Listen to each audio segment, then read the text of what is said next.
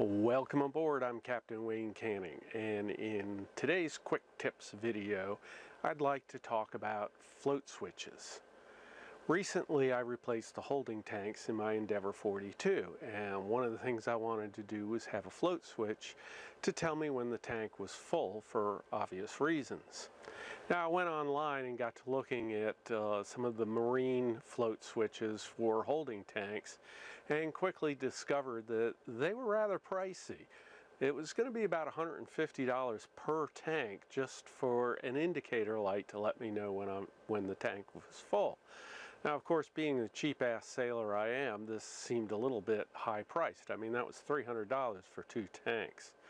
So I got to looking around online and I found these little reed float switches, which is exactly the same kind of switch that the sanitation companies sell for their holding tanks.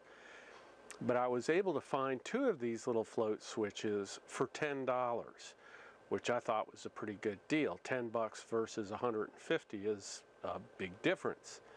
Now these are basically just little switches. They're called reed switches or magnetic reed switches.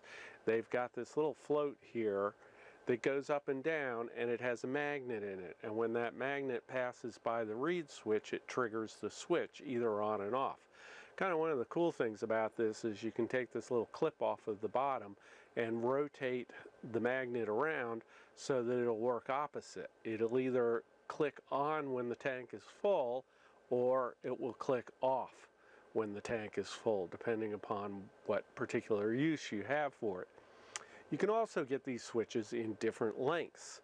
So if you really wanted to go all out, you could make a switch, you could set it up so that you would have an empty light, a half full light, and then a full light. You may also find that these switches can come in handy for other uses as well. This could make a nice little high water alarm. Now these switches are rather small and you can see the wires are fairly lightweight. I don't recall exactly what the amp rating is on these, but I'm guessing it's fairly small.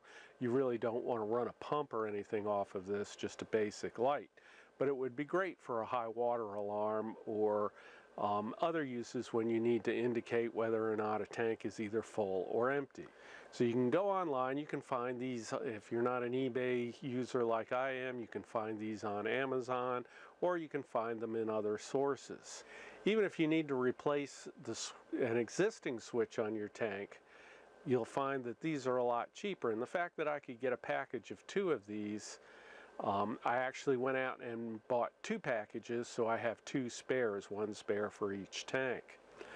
Once I had the switch, which is obviously only half of the indicator light, I needed the lights themselves, and I was able to go online once again on eBay, and I found this package of 10 red LED lights for $10.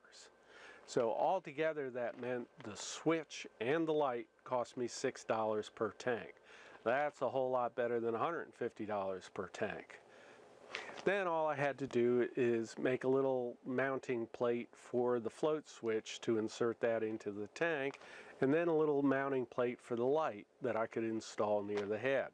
And with a label maker I could just make a little label that says tank full or do not flush when light is on. Okay, that's my quick tip for the day. Perfect way to save a few bucks if you need to replace a float switch in your holding tank, or you want to install a new float switch in your holding tank. These make it relatively easy. Thank you for watching, and if you enjoyed this video and you think it saved you a few bucks, then consider subscribing to my Patreon channel at patreon.com/boatingzen. Until next time, remember, the fun never stops when you own a boat.